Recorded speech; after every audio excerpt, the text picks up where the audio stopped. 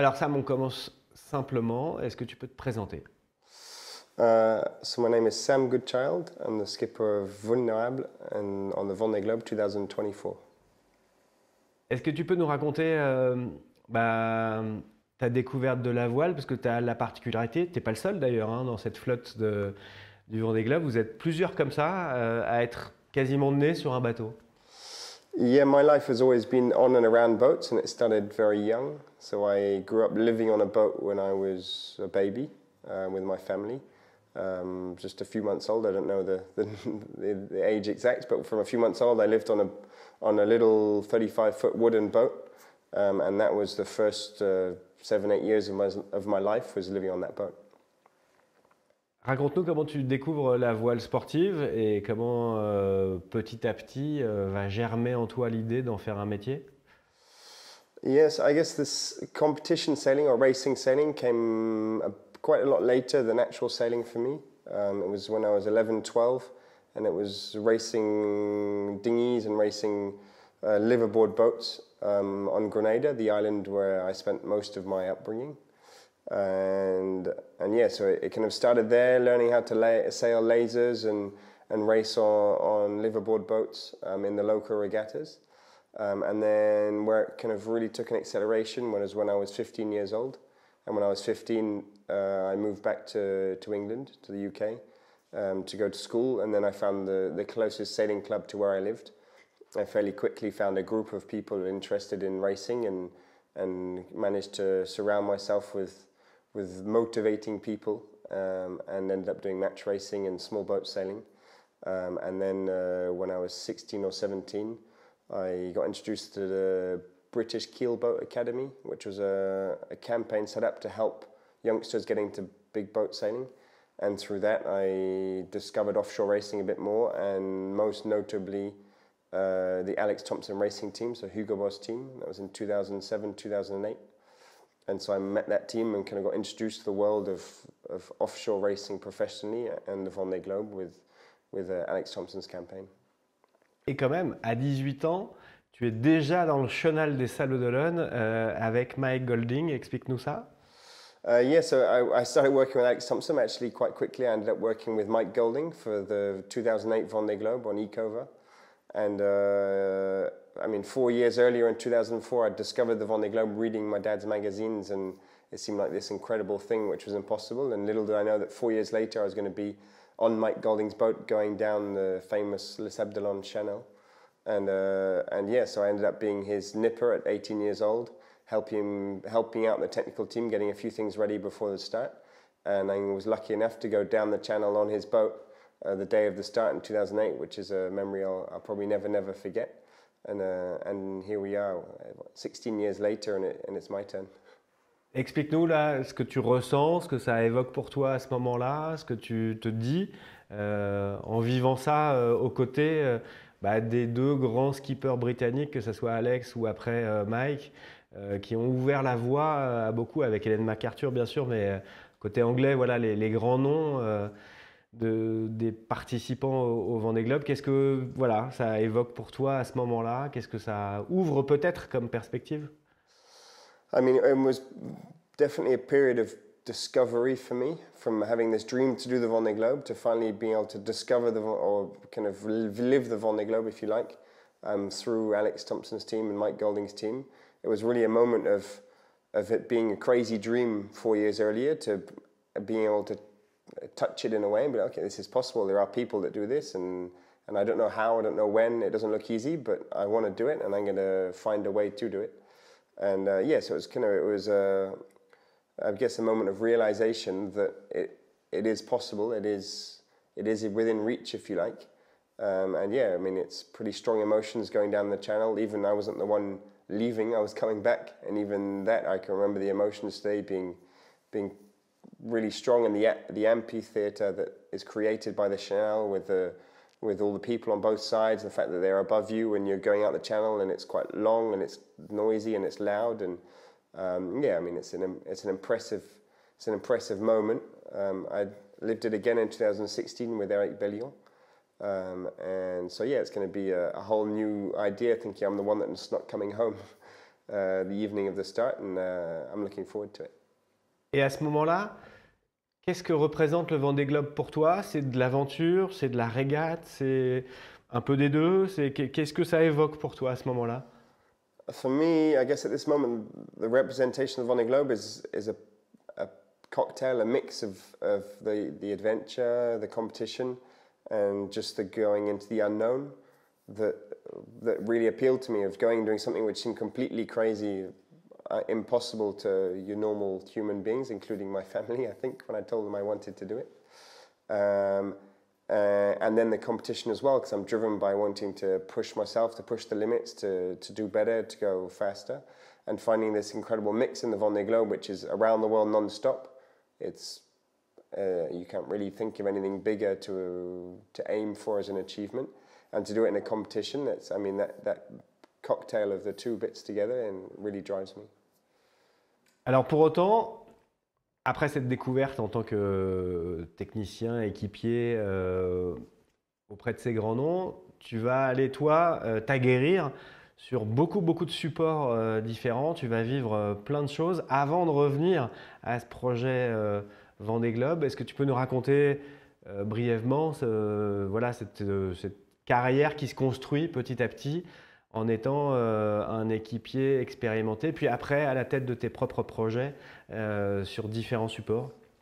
Yeah, for sure. It took time from that first experience of the Vendée Globe in 2008 to now 2024, where I'm going to be on the start line myself. I think it's for several reasons. I mean, the first one is just setting up these campaigns is a massive challenge.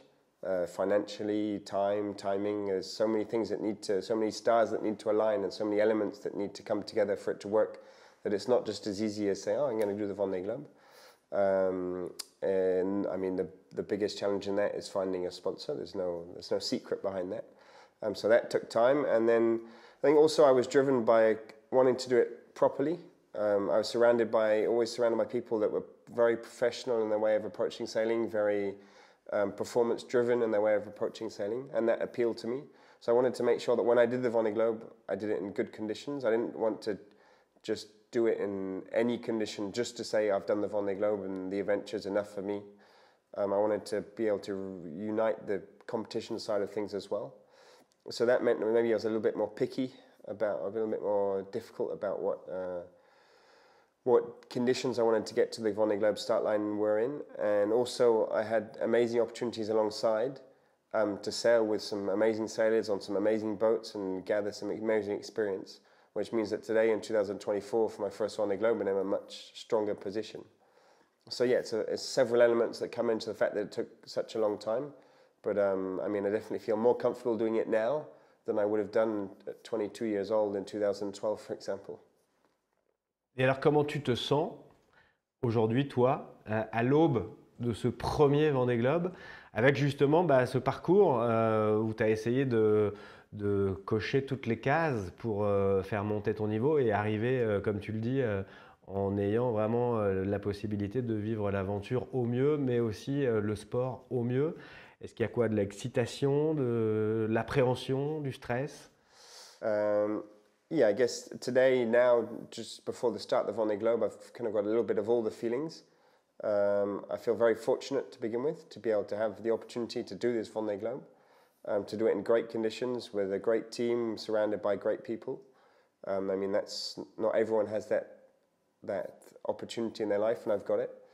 I feel quite proud in another way, and I said 20 years ago I want to do the Vendée Globe, and it's taken 20 years, but we're here.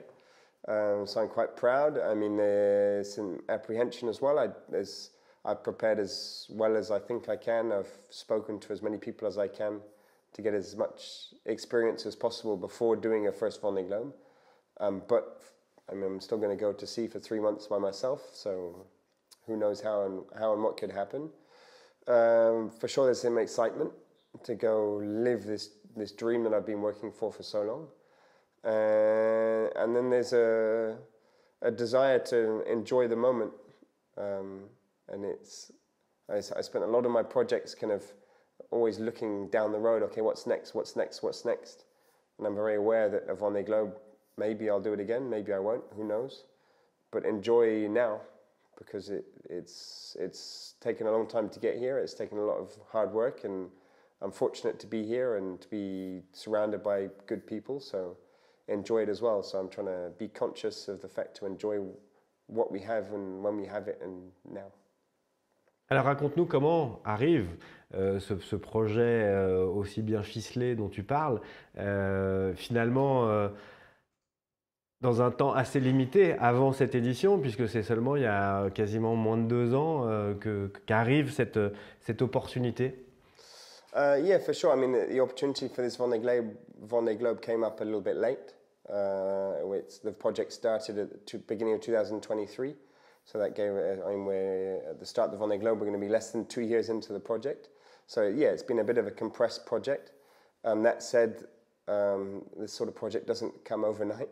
It took some time to put in place, but I guess it comes from uniting of lining up the stars, if you like, of Thomas Ruyant's team with his sponsor Advent and the boat and everything that came together to make this project happen.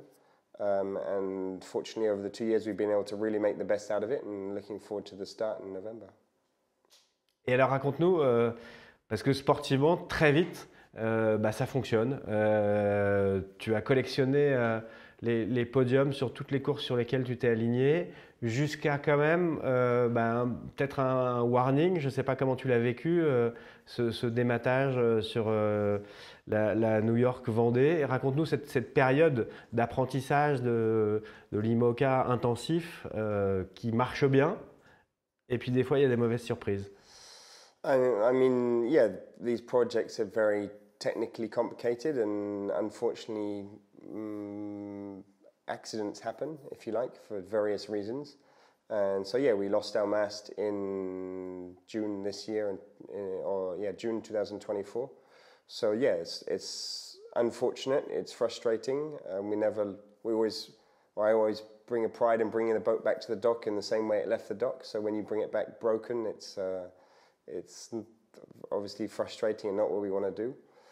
That said, unfortunately it's something you have to accept as part of offshore racing and a part of offshore sailing. It can happen. It's something which we dealt with in a professional manner, like we do with most problems. And part of our job is adapting, so we adapted to it, and we're now back on the tracks towards the Vendée Globe. But I guess back to the first part of the question, which was how was I able to be quickly in the game, if you like, and quickly competitive? I guess it comes back to probably the 16 years I spent getting to the Vendée Globe since 2008, and the opportunities I had to go sailing on other boats with other people and learn a lot along the way. So it came that when this project started, I was far from being. I had fewer things to discover than if it was really my first project. I was able to the ocean race with Holcim PRB in 2023, which gave me an experience on IMOCAs around the world. Crewed sailing is great for learning from other people. And then also to be in the conditions that we are at Thomas Ruyant Racing, where I'm surrounded mostly by people that have already done the Vendée Globe in their position before, means that when we leave the dock, we're already in a great position to be able to perform. And whether that's doing the Transat Jacques Vabre with Antoine Kirsch, whether that's the technical team that have been working on the boat for 5 years, or the management and logistics team that know how to get everything aligned so that on start day everything's perfect and we're in the best conditions. And that all comes into performance. So, I mean, all those things coming together at the same time has definitely helped. Est-ce que vous avez eu une explication sur ce dématage? Unfortunately, on the dismasting, we haven't found the specific reason as to why the mast broke. There's a few different potential reasons which we've explored and tried to take actions to avoid. But the reality is we haven't found the reason why it broke and been able to change something. But we've reassured ourselves in eliminating all the grey areas, if you like. Comment tu définirais tes forces et tes faiblesses en tant que marin, toi? It's never an easy question, the strengths and weaknesses, but I think my strength is being an all-rounder, being a jack of all trades, if you like, being able to do a little bit of everything. And then maybe my weakness is probably the same thing. I'm not very talented at one thing. So yeah, it's trying to find that balance of priorities, which is sometimes in my favor and sometimes works against me. On dit souvent en France que le Vendée Globe, c'est une emmerde par jour. Comment tu envisages ça, cet aspect vraiment, je suis pilote, mais je suis aussi mécanicien? Yeah, for sure. I mean, we spend probably most of the time and most of our projects imagining what could go wrong, technically or physically or mentally or even on a tactical and performance side and speed side of things. So yeah, with the whole technical team, we spend most of our life preparing for any eventuality. So I try and spend as much time as I can with the technical team on rigging, on logistics, on onboard systems, on electronics, to make sure if we have a problem, I can be as ready as possible to try and fix it. We are allowed outside assistance on technical help, so I have that backup, but for sure it's a lot easier and a lot better and a lot easier and better if we can fix the problem ourselves without having to call anyone for help. Et alors sportivement, comment tu te situes dans la flotte? Tu es arrivé assez tard, mais avec un bateau qui était le bateau référence. Tu en as très vite pris les manettes, d'abord avec Thomas, avec Antoine. Comment toi tu te situes sportivement dans la flotte? For me, I see this Vendée Globe as there are 4 favorites of people who have got good sailors, good boats, good timing, good projects.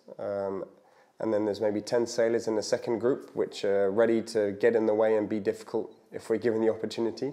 And I see myself in that second group of 10 odd sailors who are ready to give the four favorites a hard time. Qu'est-ce que tu imagines comme scénario de la course dans le parcours là, et dans le rythme qu'il va falloir mettre? On a vu que vous étiez capable de régater à très très haut niveau sur des transats. Est-ce que tu imagines que ce rythme est duplicable sur un parcours de Vendée Globe?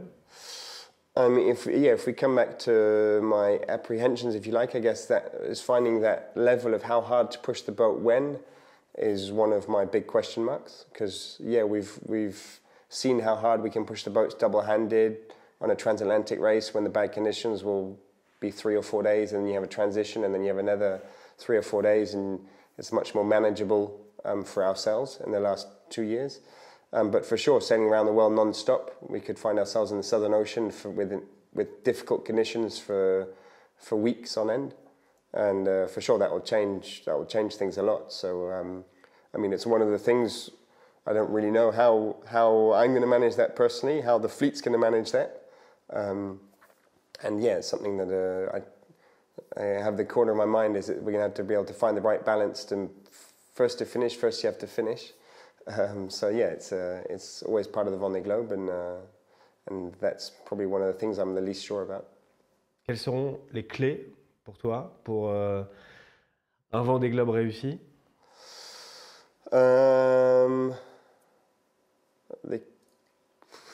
I guess it's difficult to say what is the key for a successful Vendée Globe. I guess number 1 on that list is finishing. And number 2 for me is being proud of the Vendée Globe that I have lived and have done at the finish line in January next year. And yeah, in between that, there are lots of things that are going to happen. I'm not actually sure how, when, and where. But yeah, just trying to make the best of the scenarios which will be constantly changing. Sur la solitude, sur une longue période, comment tu envisages les choses? Est-ce que c'est quelque chose qui t'inquiète? Est-ce qu'aujourd'hui, la connexion permanente fait que bon, tu te dis que c'est comme d'habitude finalement et que tu restes en contact avec ta tribu? Comment tu envisages voilà, cette longue période de vie quand même, 2 mois et demi en solitude? Yeah, so I mean, being on my own for 2.5 months, the honest answer is I don't know. I've never done it. I think the longest time I've spent on my own is 12 days. And before that, I was a little bit worried. And after that, I was actually reassured as to how it was easier than I thought it was going to be. So that's reassuring. And for spending 2.5 months on my own,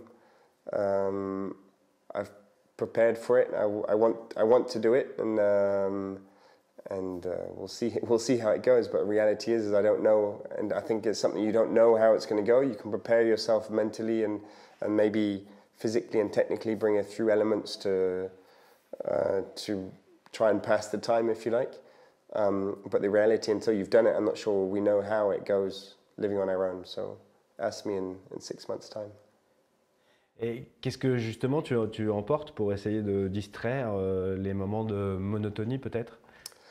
I think probably the biggest advice and element we've kind of tried to employ is making sure we don't see the Vendée Globe as a Vendée Globe and as 25,000 miles and 3 months at sea, but to break it down into steps and to make sure that it seems achievable because it's obviously daunting to say I'm leaving from Le Sable d'Olonne and I'm going to be back in 3 months.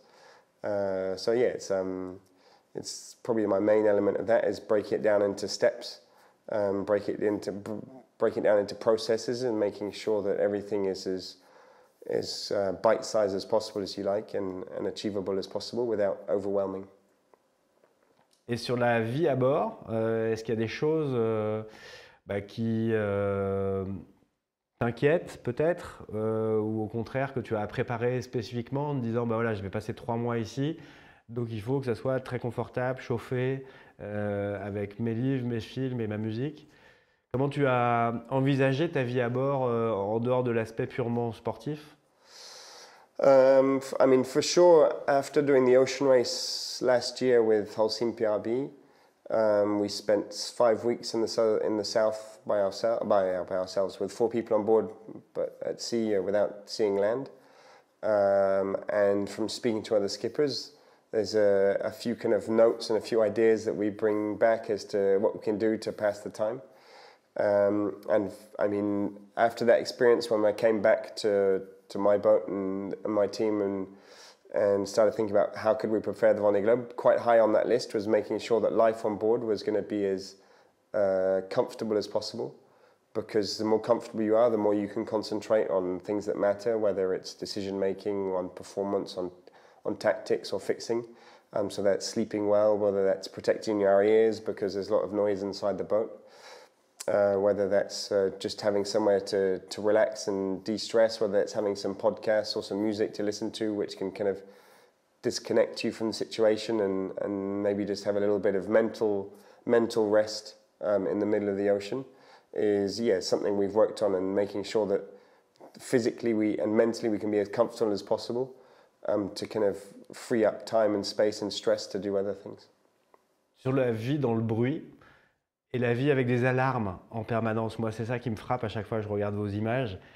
C'est le niveau sonore de base qui est très élevé, et en plus vous avez vos warnings qui n'arrêtent pas de sonner et vous alertez. Comment on vit avec des alarmes en permanence? I guess the biggest thing about living in this environment of so much noise and alarms and so much happening is getting used to it. So just getting used to the noise, getting used to what noise is normal, what noise is not normal. We live with a lot of alarms for when we're tired or when we're thinking about something else, that we can have our attention pulled to something else, not to forget something. Most of those alarms are fairly loud and fairly not very polite, I'll say. They're piercing noises, and that's mainly so we can hear them in that sort of environment. But I mean, the biggest difference in that is just getting used to that environment, getting used to what's normal, acceptable, and what's not. So that's what's reassuring in the last transats where we've pushed the boats really hard, is that we've pushed the boats to their limit. Sometimes we've gone too far and broken them, but it means when we go on the Vendée Globe, we'll be much more comfortable, kind of 80% or 90% of those limits, saying, okay, well we've seen worse, so it'll be okay. And then in terms of just physically protecting ourselves, it's something we've worked on, in whether it's protecting corners of the boat where you could bang your head or bang something, whether it's protecting your ears with ear protection or elements like that. There's definitely some work that needs to go into it to make sure we're in as comfortable a situation as possible given the circumstances. Est-ce que ça abîme un peu le plaisir que tu as, toi qui as grandi sur un bateau, pour être aussi quand même habitué à avoir des éléments sur le visage, du vent, de la pluie. Là, vous êtes enfermé dans votre bulle avec un casque, soit pour se protéger, soit pour se protéger les oreilles. Est-ce que ça abîme un peu l'idée de la navigation? Um, it's not a very easy question to answer, but for sure, I mean, it becomes two very different worlds between cruising and living on a boat like I did when I was younger, and now racing the Vendée Globe. I mean, it's almost incomparable to be able to compare the two. Part of it becomes our job, so it's professional. I mean, another part of it is just the conditions in the Southern Ocean is not the same as living in a swimsuit in warm weather, and I mean, I don't think it's damaged my view on sailing as a whole, but for sure it's evolved it, and I'm still motivated by the racing around the world and racing the Vendée Globe. From the technical side of things, making this project work, making this boat work, making it be able to get around the world in fast conditions, and trying to find that right balance of whether it's electronics or whether it's heating or whether it's sails or whether it's the boat itself or just the human ability to live on board the boat. I'm still driven and motivated by finding the solutions to all those problems without it impacting the fact that going sailing in nice weather and enjoying yourself is nice as well. The two are very hard to kind of relate one to the other. Est-ce que tu peux nous parler de naviguer avec des polaires de vitesse? Naviguer avec une espèce de tyrannie de ça devrait être ça le tableau de marche et il faut que je tende vers ça idéalement en permanence, et d'avoir cette espèce, comme une pression de performance permanente parce que tu as une référence qui est là devant toi. Tu devrais aller à cette vitesse-là normalement. Yes, I guess that we live with data. When we're racing these boats, we're surrounded by data. Numbers are everywhere, which is good because I like numbers and I like data. And I think part of the Vendée Globe is, and a successful Vendée Globe is finding the right balance of which piece of data, if you like, or which element do you need to be concentrating at one time. And if that's a polar performance percentage and saying I need to be at 100% and not at 95% or 80%, is using that as a tool, but not letting it dictate your life and dictate everything else around it. It is a tool that needs to be concentrated on because it's for winning and racing. But it's not the only thing that matters to finish a Vendée Globe, and sometimes that number needs to be 100 or more, and sometimes that number you don't even look at it, you don't care. So we're surrounded by data, and it is using those data as tools to make decisions without letting them overwhelm you or drive the rest of your Vendée Globe. Parle-nous un peu de plaisir, de poésie, de voilà où va être ton plaisir? For me, the pleasure is in the challenge. The pleasure is in setting myself a challenge that seems impossible. There's little pleasures that we can take to try and sweeten the journey, if you like, as we go, whether that's food, whether that's music, whether that's little elements of memories from land. But for me, the pleasure is in the race and in the challenge of setting myself a challenge that seems impossible to achieve and then finding a way to achieve it. And then there's moments when we're fortunate enough to be able to just take a little step back and say we're in the middle of the Atlantic or the Southern Ocean and on our own on a little boat doing something which very few people have ever done before.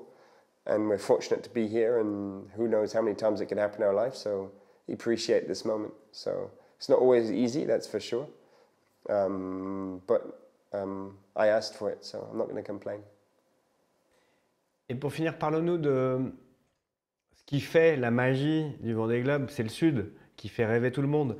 Il y a une part d'imaginaire, il y a une part de... Voilà, on nous parle de vagues plus grandes que des immeubles, des albatros, voilà. Toi, tu l'as vu, ce Sud, plusieurs fois.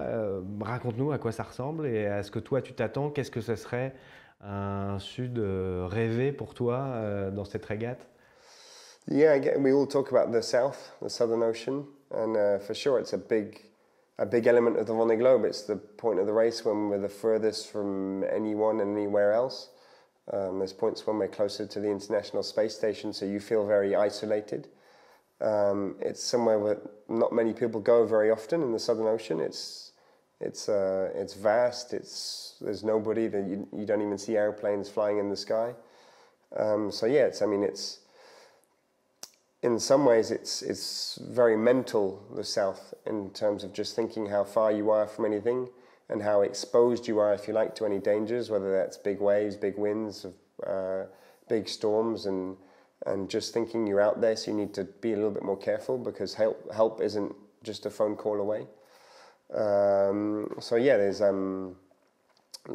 that part of it, and then there's if you like, the physical parts of the South, where there's the big rolling waves that are much longer than we see regularly in the Atlantic, the albatrosses and the seabirds that are on the Southern Ocean islands that come and explore the boats and play in the waves and surf in the waves, which are impressive.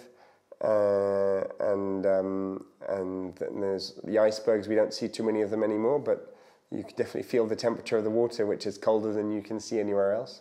So yeah, it can be an impressive part of the world. And I guess the other big thing about the Southern Ocean is just how long you're in these difficult conditions. Like I said, a transatlantic race, which we do every year, will have 3, 4, 5 days in difficult weather, leaving Europe, going to the Caribbean or going to the Americas. In the Southern Ocean, we're going to be down there for 3, 4 weeks. And so, it's just long, it's non-stop, it's all day, every day. And it's not like, oh, okay, we're just got to push hard for this night and tomorrow I'll be able to dry my socks. You're going to be there for 3 weeks. So yeah, that's another big element of the South, is just how long and never-ending it is.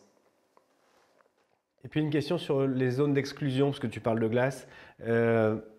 Quelles sont-elles, vos zones, d'une part des glaces et d'une part des baleines? Est-ce que tu peux nous expliquer le concept?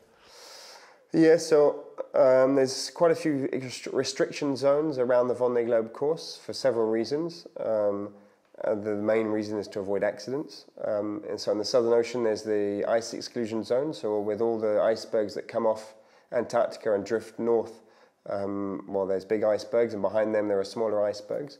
So there's an exclusion zone that means that the boats can't go racing amongst those icebergs, because it can be dangerous for the boats, for the sailors, and for anyone that has to come save someone that's had a problem. So that's kind of really one of the risks in the South, and that's eliminated by these ice exclusion zones. And then the other one, which is a bit more recent because of research and information which is coming, which is the whale exclusion zones, or the animal exclusion zones. And it's basically concentrations of whales migrating or just living around the world, whether it's around islands, whether it's around South Africa, and in the Atlantic, where there is a high concentration of whales. And that's just to avoid us hitting whales, which is obviously bad for the whales, bad for the boats, and bad for everyone involved. So we try and reduce the risk as much as possible. We're racing around the world in the Vendée Globe, so you're not going to reduce all risk, but at least reduce our impact on other people and other animals is the main aim. Merci beaucoup.